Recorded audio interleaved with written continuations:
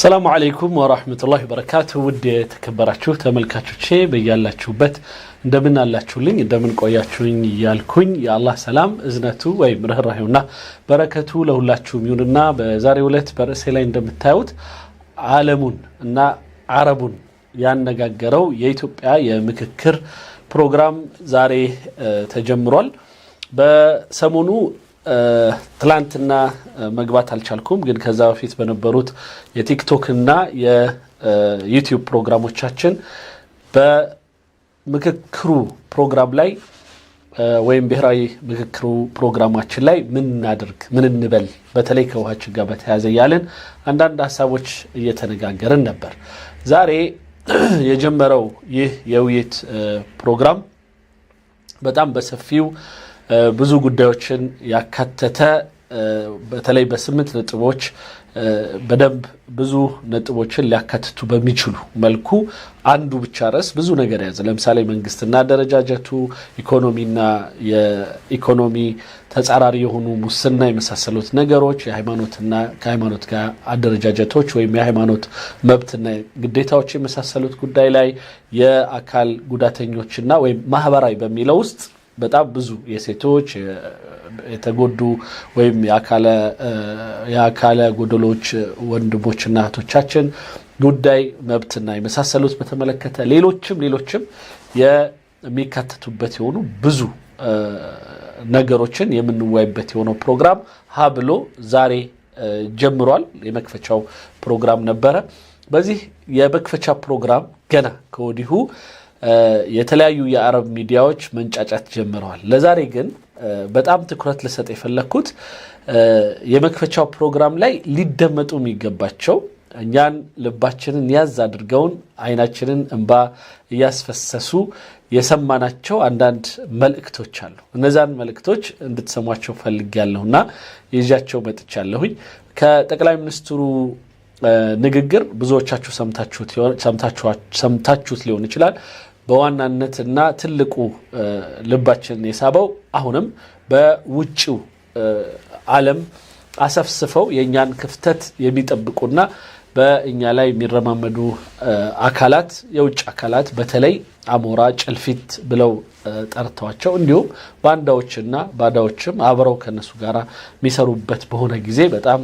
ሊማሩ የማይገባቸው ከባድ የሆነ ጥፋት እንደሆነ ሲገልጹ ነበረ ሌላው ህፃናት ያስተላለፉት መልእክት በጣም ልቤን ነክቶታል ስለዚህ እሱንና ሌሎች ምናልባት እንደነዚህ አይነት ነገሮች የእውነት ልቦናችንን አራርተውት ያን ሁሉ እዚህ ቦታ ላይ ተሰብስቦ ሊመክር የመጣውን ህብረተሰብ ሌላው ቀርቶ ሌላ እንኳን ጥሩ ሐሳብ እንኳን ባይኖረው እንኳን ወይም ለተለያዩ ምክንያቶች ቢመጣ እንኳን ሐሳቡን አስቀይረውት ወደ ትክክለኛ መስመር እንዲያመጡት ከጸሎት ጭምር የአባቶች የእናቶች ጸሎት ጭምር በዚህ ጉዳይ ላይ ተስፋቸው ትልቅ ከመሆኑ አንፃር ኢትዮጵያን ሊያስተካክል ኢትዮጵያን ሊያበጅ ኢትዮጵያን ሊያጸና የሚችል የሆነ ነገር እንዲፈጠር እንመኛለን ለማንኛውም ወንድሞች እህቶቼ ይህንን ፕሮግራም ብዙዎች ወንድሞችና እህቶቻችን ያዩት ዘንዳ በተቻለ መጠን ሼር ማድረጋችሁን አትርሱ እያልኩኝ ዛሬ አልጀዚራ በመጠኑ እንዴት እንደዘገበው ብቻ አሳያችሁና ከዛሬው ፕሮግራም ላይ የተመረጡትን አንዳንድ ሐሳቦች እንድናይና እንድናበቃ ይሆናል ፕሮግራሙ በጣም አጠር ያለ ነው የሚሆነው ምክንያቱም ፕሮግራም ነገም ስለሚቀጥል የምክክሩ ፕሮግራም ላይ ያው መሳተፍ ስላለብኝ ብዙ አላመሽም ለማንኛውም እስኪ ይሄንን ፕሮግራም አብረን እንከታተል ይህ አልጀዚራ ላይ የተዘገበበት ሁኔታ ነው ወንድሜ መሐመድ ጣሃ ተወኩልን ነው እንግዲህ የጋበዙት አልጀዚራዎች ተገኝተው ነበር ማለት ነው እንስማቸው انطلقت في العاصمة الإثيوبية أديس أبابا أعمال أول مؤتمر للحوار الوطني في تاريخ البلاد بإثيوبيا تاريخ يمجمراو كفتنيا يهونا ውስጥ ምክክር ወይም ደግሞ ሀገራዊ ምክክር ለማድረግ የተጀመረ ፕሮግራም በዛሬው ዕለት የመክፈቻው ፕሮግራም ተደርጓል مشاركة نحو 4000 شخص يمثلون مختلف القوميات والمجتمعات والقوى السياسية والاجتماعية በዚህ ፕሮግራም ሂደት ውስጥ 4000 የሚደርሱ ከተለያዩ የማህበረሰብ አይነቶች በተለይም ከተለያዩ ክልሎችና እንደዚሁም በድርጅት ደረጃ አደረጃጀቶች የፖለቲካ እንደዚሁ ተቃዋሚዎች ወይም ደግሞ ተፎካካሪዎችና ከተለያዩ ዓለምም የመጡ ኢትዮጵያኖች የሚሳተፉበት የሆነ ፕሮግራም ነው። ويأتي انعقاد المؤتمر بعد 4 سنوات على المشاورات ومن المقرر أن تستمر أعماله قرابة شهر يناقش المشاركون خلاله ملفات تتعلق ስለዚህ በዚህ አንድ ወር በሚቆየው እና የተለያዩ ጉዳዮችን የሚዳሰስበት የሆነ ለአንድ ወር የሚቆይ ይህ ትልቅ بروجرام نو بشكل الدولة والنظام الفيدرالي وتقاسم السلطة بهدف التوصل إلى توافقات قد تفضي إلى تعديلات دستورية. ስለዚህ ምናልባትም መጨረሻው ወደ ህገ መንግስትን ለማስተካከል የሚረዳ የሆነ ከህገ መንግስት ጋር ተያይዞ መንግስትና ለውጥን በተመለከተ ምርጫዎችንና እንደዚሁም የፓርቲ ሂደቶችን በተመለከተ የማህበራዊ ኢኮኖሚያዊ ሌሎችም ዘርፈ ብዙ የሆኑ ጉዳዮችን የሚወያዩበት የሆነ ጉዳይ ነው። هذا وقال رئيس الوزراء الإثيوبي أبي أحمد إن مؤتمر الحوار الوطني يمثل فرصة تاريخية لإنهاء العنف السياسي وإرساء توافق وطني شامل. ይህ በኢትዮጵያ ጠቅላይ ሚኒስትር ዶክተር አብይ አህመድ እንደተገለጸው ይህ ፕሮግራም ምናልባትም በኢትዮጵያ ከዚህ በኋላ የስልጣን ሽግግርን በሰላማዊና በምክክር እንጂ በኃይልና በጽንፍ ፈጽሞ ማድረግ እንደማይቻል مسمر يميسيزي هنا من قدرنا بلوان. أعين جميع القوى إلى تغليب الحوار على الانقسام بما يحفظ استقرار البلاد ويحد من التدخلات الخارجية التي كانت بتعبد لكم نتبهنا عندنا يومنا يمجمراو يوست هايلن بماس سباسب للمات يمين نساسوبتي هنا أكهدن يميامت أنا سرقو جبن كوج سرقو جبن فتصمو لا እድል የማይሰጥ ሆነ ታሪካዊ ሆነ የውይይት መድረክና እድል ነው ብለዋል።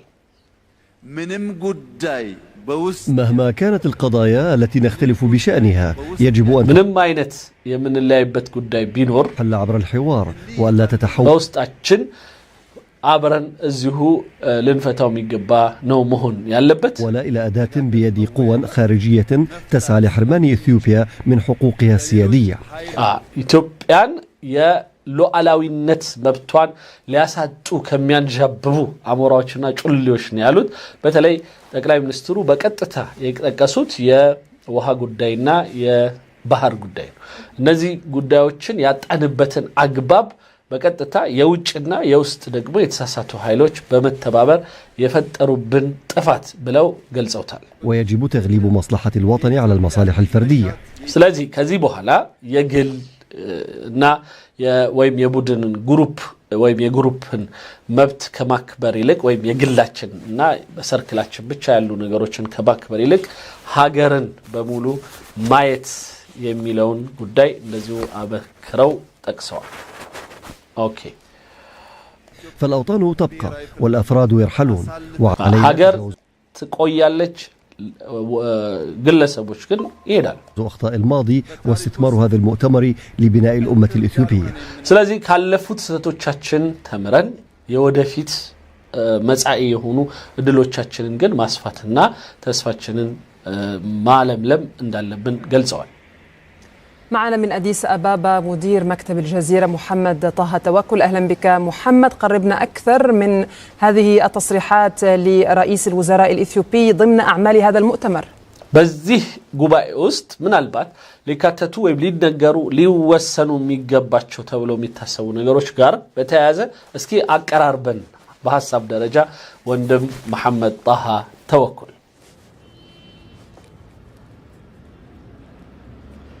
نعم سهام، هذا أول مؤتمر ربما في تاريخ إثيوبيا بعد مؤتمر القضايا المصيرية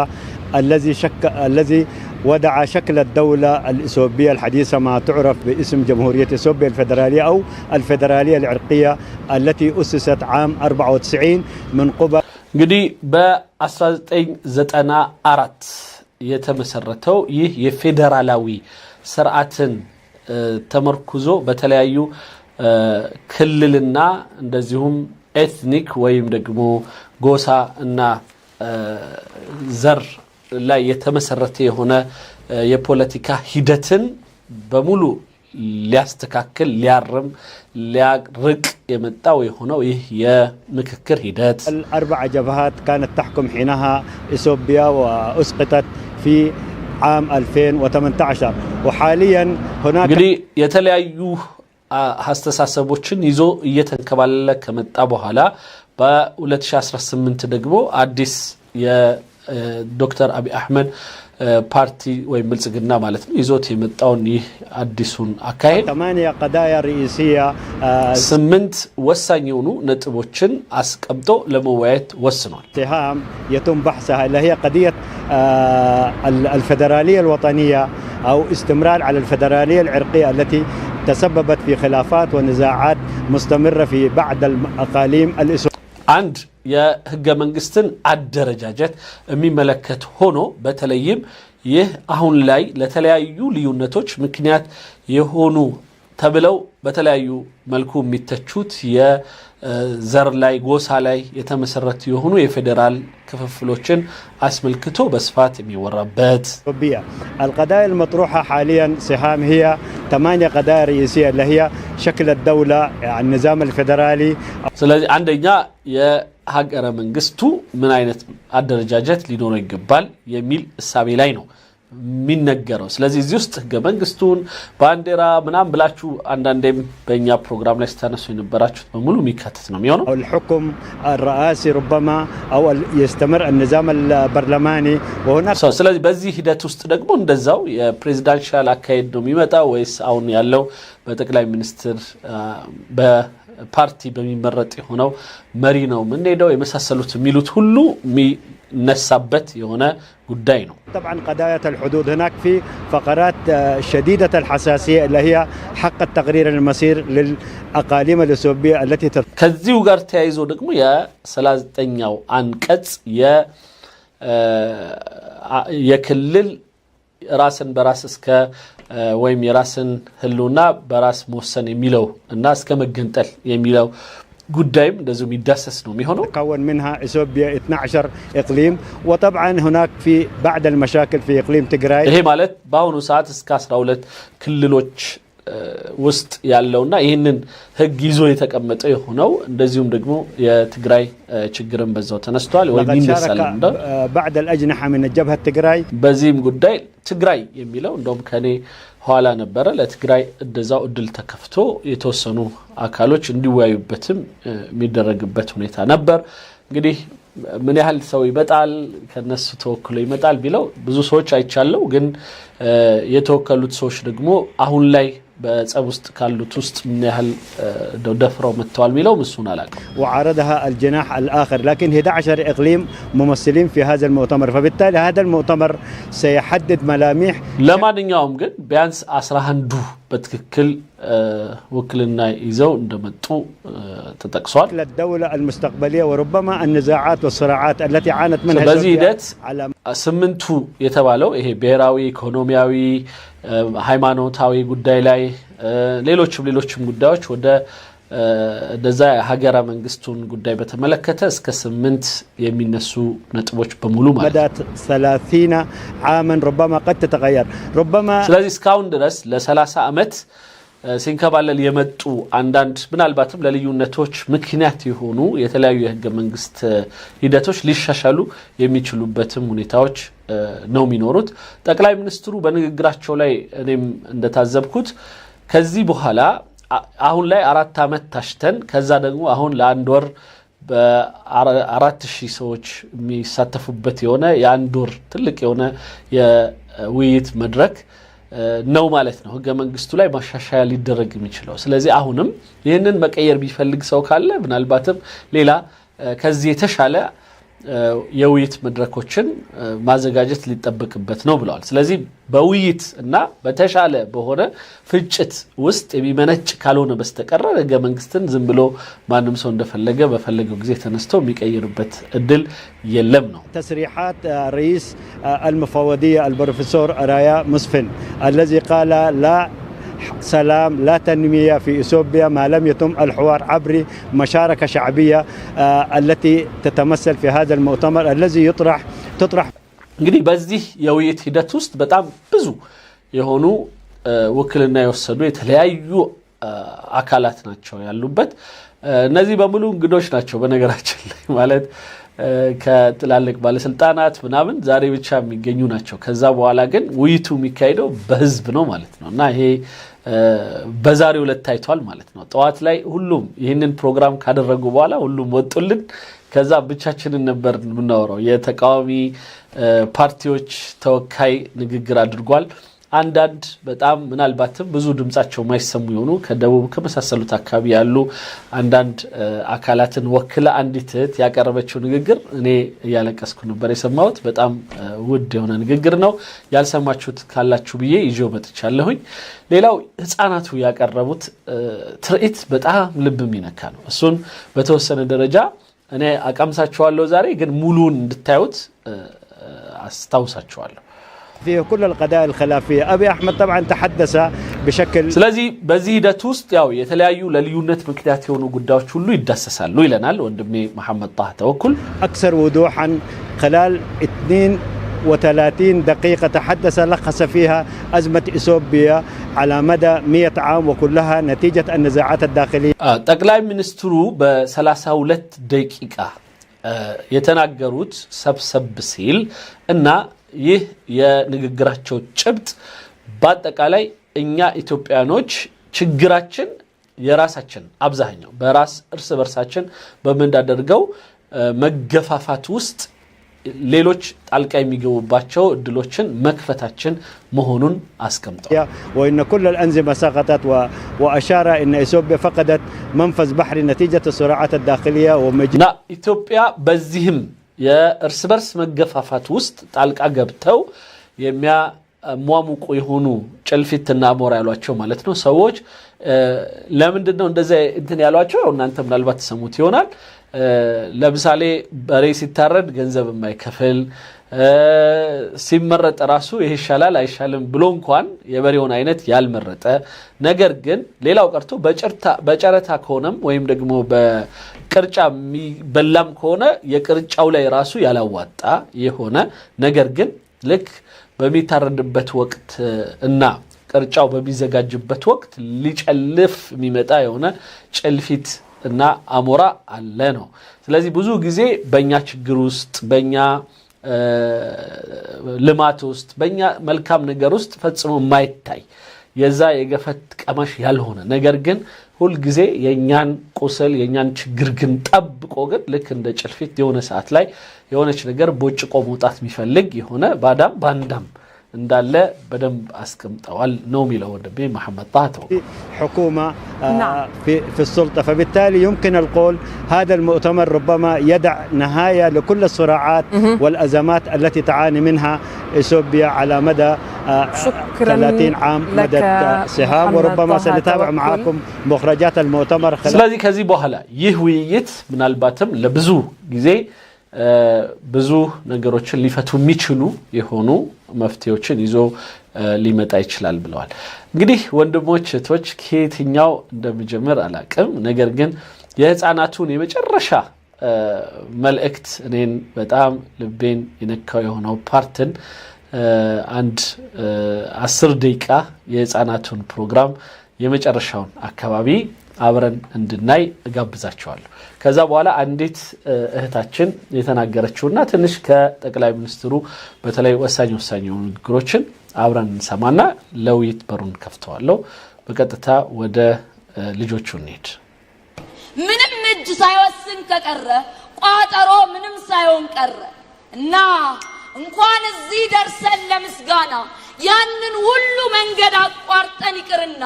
በጋራ እንወስናለን፣ በአንድ ላይ እንወስናለን። የሚያስተሳስሩን ነገሮች ብዙ ነው አምሳላቸው ትላንት ዛሬ ነገም የምንማርባቸው የተሻለ ውል ያለውን ቋጠሮ ፈልጎ ማግኘት አድሶ መስራት ለምንቆምባት መሬት ለምናርፍባት ያለ ፍርሃት ስራውን ከኛ በኋላም ያሉት ትውልዶች ስለሚያስቀጥሉት